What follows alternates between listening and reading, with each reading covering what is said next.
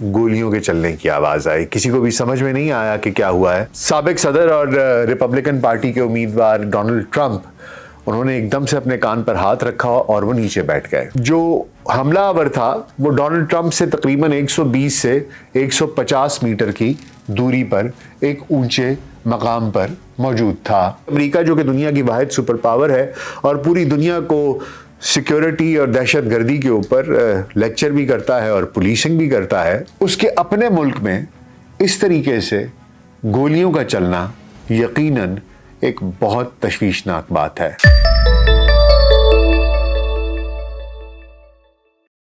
VLC podcast पर doctor Nasir bag के साथ आपकी खिदमत में हाजिर हैं।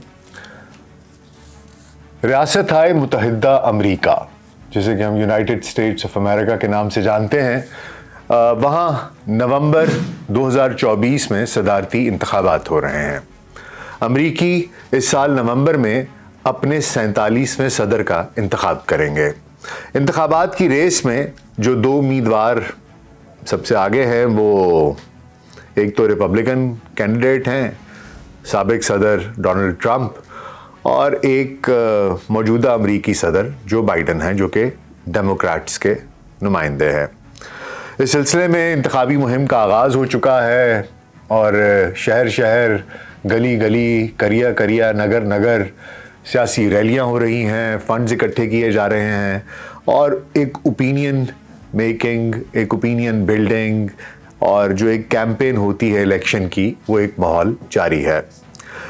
इसी इलेक्शन कैंपेन के दौरान साबिक अमरीकी सदर डोनाल्ड ट्रंप पेंसिल्वेनिया की काउंटी बटलर में एक इंतखाबी रैली से खिताब कर रहे थे और हफ्ते के रोज़ जब वो पोडियम पर पहुंचे और जैसे ही उन्होंने अपनी तकरीर शुरू की और उन्होंने जो बाइडन की इंतज़ामिया के ऊपर कुछ तनकीद करनी शुरू की, तो एकदम से 5-6 गोलियों के चलने की आवाज़ आई। किसी को भी समझ में नहीं आया कि क्या हुआ है। साबिक सदर और रिपब्लिकन पार्टी के उम्मीदवार डोनाल्ड ट्रंप, उन्होंने एकदम से अपने कान पर हाथ रखा और वो नीचे बैठ गए और एकदम से सीक्रेट सर्विस की जो फोर्स है, जो लोग हैं, उन्होंने उन्हें घेरे में ले लिया।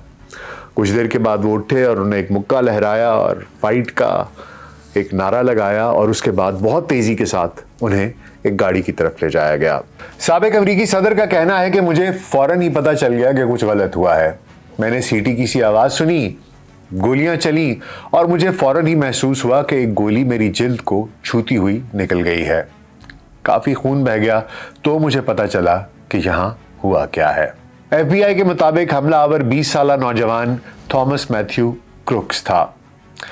सीक्रेट सर्विस ये भी बताती है कि जैसे ही उसने गोलियां चलाई तो सीक्रेट सर्विस के एक एजेंट ने गोली चलाकर उस शख्स को भी मौके पर हलाक कर दिया। क्रुक्स का ताल्लुक पेंसिल्वेनिया के बीथल पार्क से था, जो कि बटलर काउंटी से तकरीबन 1 घंटे के फासले पर है। रियासती वोटर्स के रिकॉर्ड के मुताबिक वो एक रजिस्टर्ड रिपब्लिकन था। ताहम खबरसां इदारे राइटर्स के मुताबिक 17 साल की उम्र में उन्होंने एक्ट ब्लू को $15 का अतिया दिया, जो बाएं बाजों की तरफ झुकाव रखने वाली और जमहूरी सियासतदानों के लिए रकम इकट्ठा करने वाली एक सियासी एक्शन कमेटी है। अखबारात के मुताबिक क्रुक्स ने 2022 में बीथल पार्क पब्लिक स्कूल से ग्रेजुएशन की और ये भी बताया जाता है कि उन्होंने national math and science initiative से $500 का स्टार अवार्ड भी हासिल किया था। उनके 53 साला वालिद मैथ्यू क्रुक्स ने CNN को बताया कि वो ये समझने की कोशिश कर रहे हैं कि हुआ क्या है। ताहम उनका ये भी कहना था कि वो कुछ भी कहने से कबल कानून नाफिज करने वाले इदारों से बात करना चाहेंगे। हमलावर ने जो हथियार इस्तेमाल किया वो एक सेमी ऑटोमेटिक राइफ़ल थी और कहा यह जाता है कि ये राइफ़ल उसके वालिद साहब ने कुछ माह पहले ख़रीदी थी, जहाँ से कि ये उठा कर ले आया और इस रैली में हमले के लिए इस्तेमाल की। कानून नाफिज करने वालों ने बताया कि हमलावर शख्स के पास अपना शनाख्ती कार्ड मौजूद नहीं था और तफ्तीश करने वाले इदारों ने बाद में DNA टेस्ट के ज़रिए इसकी शनाख्त की। ऐनी शाहिदीन के मुताबिक जो हमलावर था वो डोनाल्ड ट्रंप से तकरीबन 120 से 150 मीटर की दूरी पर एक ऊंचे मकाम पर मौजूद था। रैली के शुरका में से एक ऐनी शाहिद ग्रेग ने यह भी बताया कि उसने पहले एक राइफल वाले शख्स को एक ऊंची छत पर دیکھ لیا تھا اور اس نے قانون نافذ کرنے والے اداروں کو تنبیہ بھی کی تھی۔ اب اس بات کے اوپر بہت سے سوالات اٹھ رہے ہیں کہ جب وہاں پر عینی شاہدین نے سیکیورٹی اداروں کو مطلع کر دیا تھا کہ وہاں پر ایک شخص موجود ہے جس کے پاس ممکنہ طور پر ایک ہتھیار بھی ہے، تو انہوں نے فوری طور پر کارروائی کیوں نہیں کی؟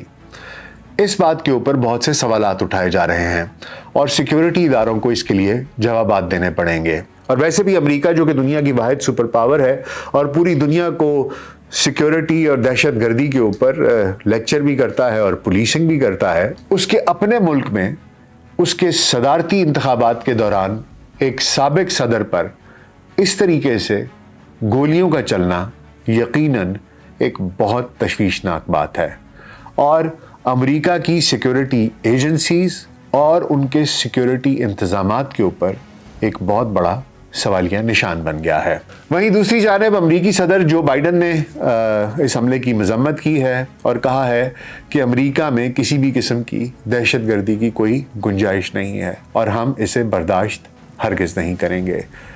وہیں سابق امریکی صدور بل کلنٹن اور باراک اوباما اور جمی کارٹر ان سب نے بھی اس حملے کی مذمت کی ہے۔ وہیں دوسری جانب پاکستان سمیت دنیا کے تمام رہنماؤں نے بھی اس حملے کی شدید مذمت کی ہے۔ نومبر 2024 میں ہونے جا رہے امریکی صدارتی انتخابات بہت دلچسپ ہونے والے ہیں۔ اس کی وجہ یہ ہے کہ ریپبلکن پارٹی جو بائیڈن کے اوپر بار بار یہ الزام لگاتی ہے کہ وہ بہت عمر رسیدہ ہو چکے ہیں، شاید وہ ذہنی طور پر اس جگہ پر موجود ہی نہیں ہوتے جہاں وہ جسمانی طور پر کھڑے ہوتے ہیں۔ اس قسم کے الزامات لوگوں میں بہت مقبول ہو رہے ہیں اور اس واقعے کے بعد ٹرمپ کے لیے لوگوں کی ہمدردیاں شاید اور بھی بڑھ جائیں۔ بہت سی تھیوریاں ہیں، بہت سی چیزیں ہیں جو کہ سامنے آ رہی ہیں۔ کچھ لوگ یہ بھی کہتے ہیں کہ شاید جو بائیڈن کی جگہ ان کی نائب صدر کیملا ہیرس الیکشنز لڑیں، اور ایک تھیوری یہ بھی ہے کہ کیملا ہیرس جو ہیں وہ خود بھی شاید ان کی صحت درست نہیں ہے اور شاید کسی نفسیاتی مسئلے کا شکار نہیں ہے، تو عین ممکن ہے کہ ان کی جگہ کسی اور کو بھی الیکشن لڑوا دیے جائیں ڈیموکریٹس کی جانب سے۔ اور پتہ نہیں، بہت سی کنسپریسی تھیریز ہیں، اور ایک نام جو سننے میں آ رہا ہے وہ شاید مشیل اوباما کا بھی ہے۔ اب پتہ نہیں اس میں کیا حقیقت ہے اور کتنا فسانہ ہے۔ خیر، امریکہ کے صدارتی انتخابات کا اونٹ کس کروٹ بیٹھتا ہے یہ تو آنے والے کچھ ماہ میں پتہ چل جائے گا۔ فی الحال اس حملے کی وجہ سے امریکہ کے سیکیورٹی اداروں کے اوپر اور ان کی کارکردگی کے اوپر ایک سوالیہ نشان ضرور آ گیا ہے۔ آپ کا اس بارے میں کیا خیال ہے، کیا رائے ہے، ہمیں ضرور بتائیے گا۔ اپنا بہت خیال رکھیے گا۔ شکریہ۔